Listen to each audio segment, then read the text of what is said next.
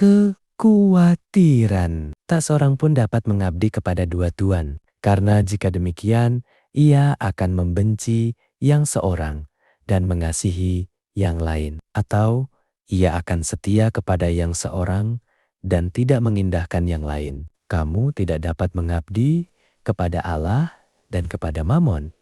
Karena itu, aku berkata kepadamu, janganlah khawatir akan hidupmu, akan apa yang hendak kamu makan atau minum. Dan janganlah khawatir pula akan tubuhmu, akan apa yang hendak kamu pakai. Bukankah hidup itu lebih penting daripada makanan dan tubuh itu lebih penting daripada pakaian? Sebab itu, janganlah kamu khawatir akan hari besok. Karena hari besok mempunyai kesusahannya sendiri. Kesusahan sehari cukuplah untuk sehari. Firman Allah berkata, Matius 6 ayat 25.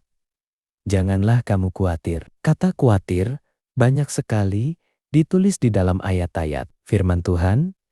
Jika hari ini kita membaca Matius 6 itu adalah satu rangkaian yang namanya khotbah di bukit. Di dalam khotbah di bukit ini, Tuhan Yesus mengingatkan kepada kita untuk tidak khawatir mengabdi kepada dua tuan. Dikatakan, kamu tidak dapat mengabdi kepada dua tuan, Tuhan sendiri atau Mamon. Mamon itu artinya di mana kita merasakan bahwa uang itu lebih dari segalanya. Kita lihat mengabdi kepada Mamon, menilai uang begitu tinggi, sehingga saya menaruh kepercayaan dan iman saya pada uang. Walaupun uang penting, yang tidak boleh adalah cinta akan uang. Karena cinta akan uang adalah akar segala kejahatan. Jadi ketika kita mengabdi kepada Mamon, kita menilai uang begitu tinggi. Kita menaruh kepercayaan dan iman kepada uang. Kita merasa uang itu adalah sumber kebahagiaan. Padahal bukan. Kita harus melihat Yesus,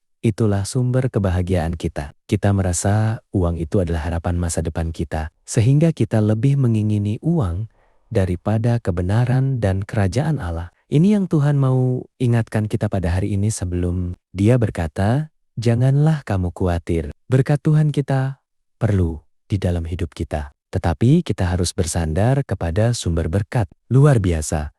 Di ayat paralelnya, Lukas 12 ayat 34. Karena di mana hartamu berada, di situ juga hatimu berada.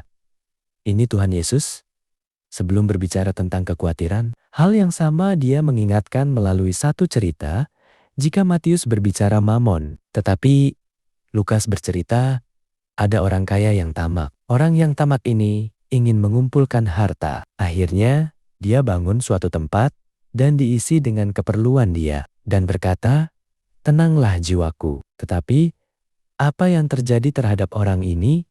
Malam itu dia meninggal. Harta yang banyak diberikan kepada orang.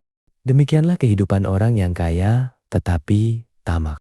Jangan khawatir, artinya bukan berarti kita tidak boleh mempersiapkan kebutuhan masa depan kita. Jika kita tidak mempersiapkan kebutuhan masa depan kita, maka kita menjadi beban bagi orang lain. Tetapi yang Tuhan minta adalah jangan sampai adanya kekhawatiran yang diakibatkan karena kita kurang percaya akan pemeliharaan Tuhan. Tuhan Yesus memberkati.